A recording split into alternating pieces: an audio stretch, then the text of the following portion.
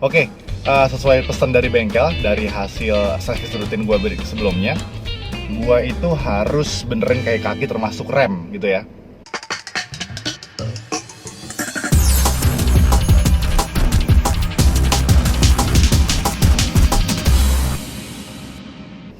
So, untuk benerin rem, jadi rem gua itu tuh sudah kelihatan disc brake-nya itu bergelombang. Nah, ini guys. Jadi gua itu baru ngerasa sempat ngerasa ya waktu gua turun dari pas gua balik dari Taman Safari gitu, gua mau masuk tol Jagorawi arah yang Jakarta. Itu kan turunan gitu tuh dan jalan Cakar Ayam. Nah, speed sih waktu itu lumayan ya 80 lah kalau nggak salah. Nah di situ pas gua ngerem, itu gua ngerasa kok pedal rem gua agak naik turun ketak ketak ketak ketak ketak kayak gitu, terasa banget di kaki. Gua kira itu cuman efek dari jalanan yang Cakar Ayam kayak gitu. Nah, cuman ya gitu, tiap gua ngerem kan turunan tuh ya, tiap gua ngerem tuh getar, tiap gua ngerem getar gitu, tak tak tak tak tak tak. Gila, gua pikir kenapa ini kan? Cuman efek Cakar Ayam atau gua kira kampas rem gue tuh emang udah habis ya, wajar lah. Ini sekarang mobil ini masuk tahun ke-7 gitu. Nah pas kemarin tuh, ini sekarang hari Kamis ya, kemarin hari Minggu, gue servis rutin karena agak bablas tuh kan, agak lupa gue nih mobil ini udah masuk bengkel karena kelamaan WFH.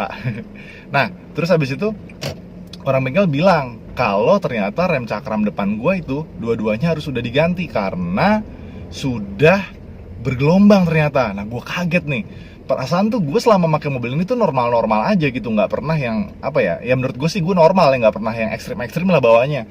Ngerem pun juga biasa-biasa aja, sewajarnya. Tapi ternyata kata orang bengkel, memang rem cakram itu ternyata punya masa pakai gitu, dia ada umurnya. Dan di tahun ke-7 ini kayaknya emang harus diganti. Jadi memang sih sekitar setahun atau 2 tahun yang lalu gitu, kampas rem gue emang udah terindikasi udah tipis, cuman masih aman, masih dalam batas safety yang baik gitu. Gue selalu make sure itu. Nah, karena ini piringannya udah mulai gelombang, walaupun setelah gue pastikan lagi ke bengkel, kata orang bengkel sih itu masih dalam taraf yang aman gitu. Bahkan kalau gue pakai keluar kota pun aman, cuman tetap aja men, gue agak worry sih karena kan ya gue pengen tuh mobil ini tuh selalu ready, selalu prima setiap saat gue mau pakai kemanapun, mau keluar kota, dalam kota kayak gitu. Apalagi urusan rem gitu ya. Makanya ini gue dahulukan nih. Jadi selain rem sebenarnya tuh gue ada link stabilizer yang harus diganti, terus ada lower arm kiri gue kena lagi, sama si disc brake sama brake padnya ini sepasang. Nah tapi karena kalau di total itu jumlahnya lumayan, jadi gue cicil dulu. Terlebih barang-barang tersebut tuh harus inden sifatnya, dan itu 7 sampai dengan 10 hari kerja. Nah, cuman kabar baiknya setelah gua deal untuk memprioritaskan si sistem pengereman ini, mau ganti disc brake dan brake padnya, cepet tuh. Jadi gua hari Minggu servis rutin, dan hari Rabunya kemarin tuh udah ada kabar gitu ya.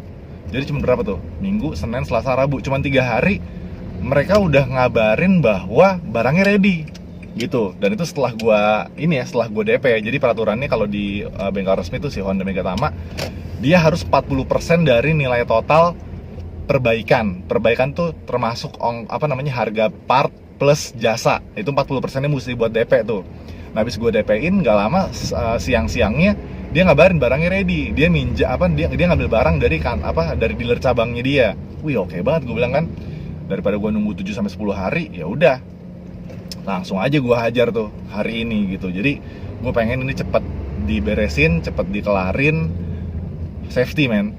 Tapi untuk yang masalah kayak kaki, kayak link stabilizer, si lower arm kiri sama tie rod, nah itu juga harus ganti. Itu semuanya masih dalam taraf aman. Cuman sih memang kalau gue kendaraan nih, kalau ngelewat jalan yang lobang ataupun posisi tidur dan gue nggak halus banget bawanya ya, agak-agak kasar gitu, itu udah mulai bunyi dikit sih, gitu, dikit banget bunyinya, cuman yang nggak enak gitu.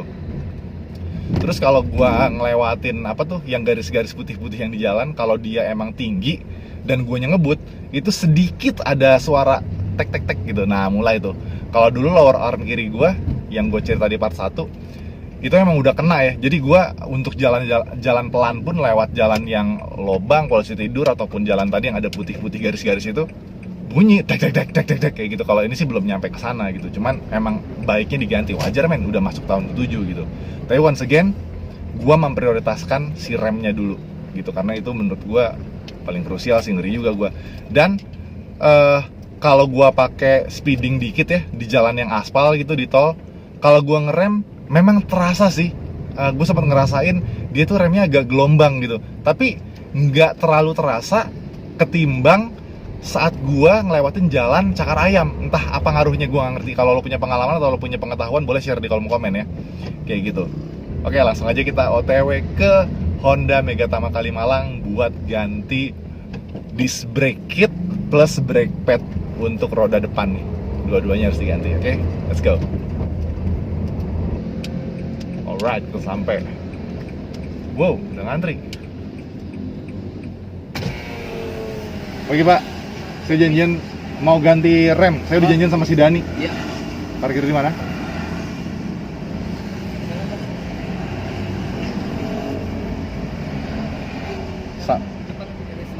Depan si abu-abu itu. Oke, makasih.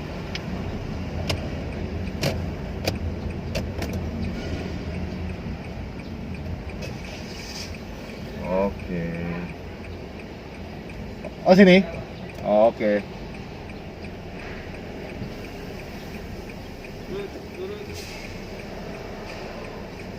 Lagi terus. Oke, makasih Pak. Ya. Oke. Langsung kita masuk. Oke, udah di Honda Megatama. Tadi rame banget di bawah. Asli rame banget, berarti bengkelnya laku. Dan karena gue janji, jadi langsung aja deh proses barangnya udah ada. Sekarang lagi proses installation. Sekarang jam setengah 9 pagi. Estimasi jam 9 selesai. Oke, kita tunggu dulu di ruang tunggu PW.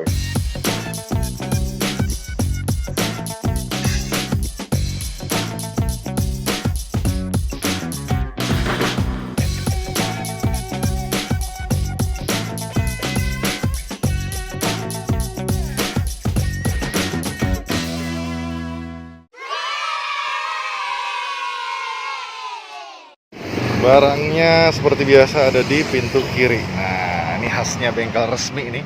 Barang-barangnya udah diganti, taruh di sini nih. Ntar kita lihat. Nah, ini adalah disc brake dan brake pad yang baru yang udah dipasang di ban depan gue. Asli tuh, lihat. Kinclong banget disc brake-nya. Kelihatan bersih banget. Sampai agak sayang nih gue mau makainya. Mau ngerem sayang-sayang cuy, takut kotor lagi. Asli, enak banget, gue ngerasa safe banget, gue ngerasa aman, dan yang pasti gue happy banget sih. Keren. Nanti kita buka ya, yang barang lamanya kayak apa. So, ini disc brake sama brake pad-nya yang dibalikin ke gue dari bengkel. Ini adalah disc brake sama brake pad yang lama. Kayak gini nih, dalam dus, kayak kotak pizza ya. Sama yang kecil. Coba kita buka. Nih, part asli nih. Oh, kayak gini. Nah, ini ada labelnya juga nih. Oke, kita buka ya. Oke, dari yang kecil dulu, apa ini? Oh, brake pad. Kayak gini ternyata bentuknya. Setelah 7 tahun ke-7 nih ya, masih kayak gini. Oh, ini nih bagian dalamnya kayaknya nih. Kalau gue lihat sini kayaknya masih tebel sebenarnya, cuman gitu dia. Si disc brake yang udah nggak rata, ngeri gue jadinya. Ya, kalau menurut lo gimana nih? Share dong, menurut lo ini masih tebel apa enggak nih?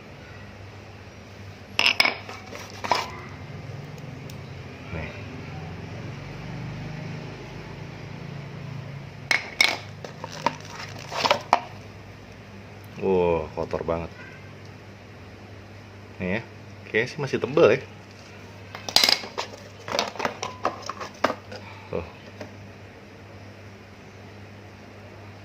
Komen ya, menurut lo masih tebel apa enggak? Oke, sekarang kita buka nih kotak pizzanya. Kotak pizza. Oke, apa nih dalamnya? Wih, inilah dia disc brake-nya. Ini disc brake lama yang udah nggak rata permukaannya. Oh, diplastikin lagi sama dia ternyata.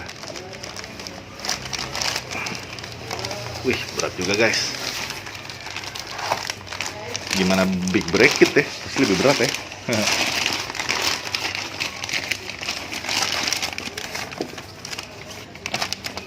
Oke gitu. Wait, yes, kayak gini bentuknya. Kalau sekilas gue lihat sih, gue nggak tahu nih bagian yang nggak ratanya di mana, sisi dalamnya apa sisi luarnya. Ini kayak sisi luarnya deh. Ini sisi dalamnya kayaknya. Gue nggak tahu. Beneran nggak kelihatan sih kalau dilihat pakai mata gini. Tapi kalau di rem berasa getar. Kayak gitu nih. Berat juga ternyata ya. Wush, baru ketiban nih. Satunya lagi. Sama.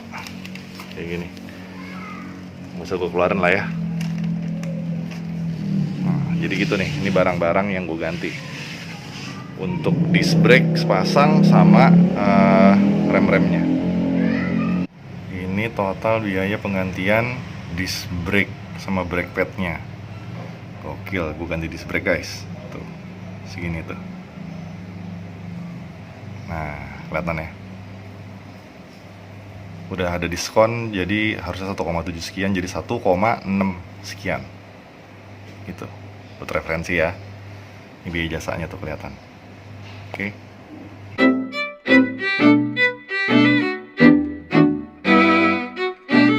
Oke, alhamdulillah proses penggantian disc brake kit depannya 2 disc brake sama brake padnya itu sepasang, alhamdulillah udah selesai. Dan sekarang kita coba kayak gimana rasanya. Gila, mungkin kayak berasa jadi mobil baru lagi ya. Bismillahirrahmanirrahim. Rem. Waduh, pakem men, ngegigit banget, padet banget. Iyalah, disc brake-nya baru. Tapi ini akan lebih fair kalau gua tes di jalan tol sih ya. Ntar gua bikin kontennya deh kalau misalkan gua ke tol.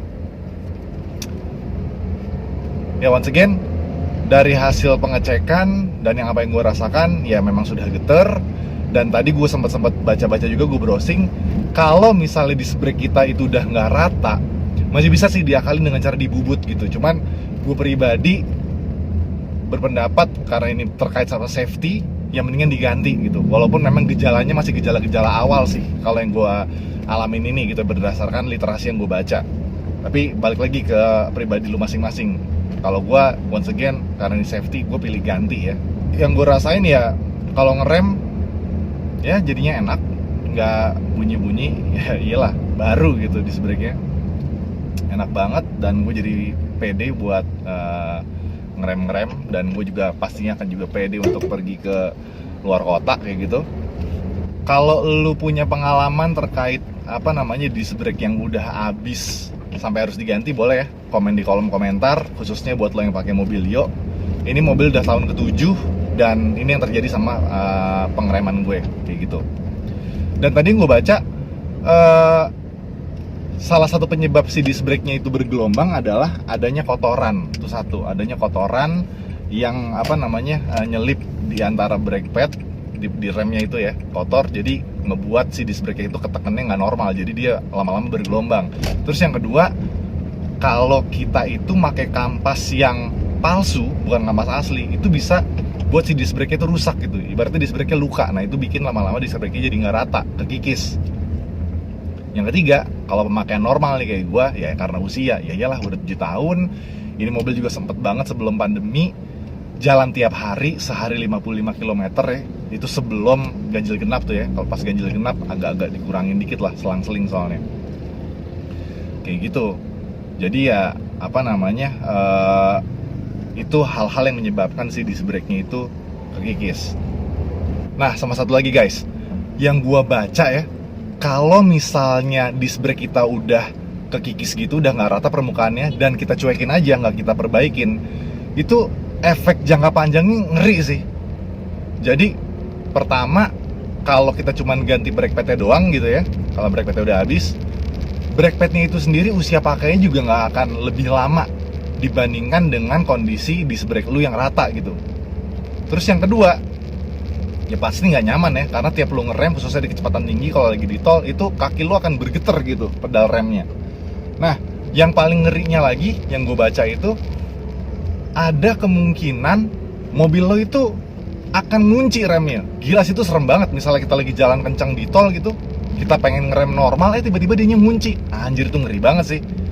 Mobil lo bisa kepelintir atau aduh, nggak kebayang deh kayak gimana deh, amit-amit ya. Jadi mendingan kalau misalnya udah mulai ngerasain gejala disc brake-nya nggak enak gitu ya, ataupun sekedar kampas lo juga habis, ini sangat amat direkomendasikan dari yang gue baca, ganti kampas rem lo dengan produk yang asli. Dan kalau misalnya disc brake-nya itu udah nggak rata, ya kalau lo mau bubut silahkan, dan semoga lo bisa dapetin bengkel yang terpercaya dengan orang yang punya craftsmanship-nya bagus gitu ya, orang yang punya keterampilan tangannya bagus, jadi menjamin disc brake lo itu bisa rata lagi gitu. Tapi kalau misalnya lo pengen ganti langsung ya kayak gue, menurut gue sekali lagi itu lebih baik gitu ya, karena jelas ini barangnya baru dan original. Gue gantinya di bengkel resmi kayak gitu sih. Oke, mungkin sekian dulu dari gue. Makasih banyak buat lo yang udah nonton, udah komen, like, and subscribe. Kalau lo punya pengalaman terkait hal yang gue alamin ya, ganti disc brake kit untuk mobil Lio, boleh komen di bawah, sharing-sharing ilmu itu bagus. Makasih banyak udah subscribe once again, karena itu adalah dukungan yang luar biasa dari lo buat gue dan juga buat channel ini. Oke, sampai ketemu di video berikutnya guys. See ya.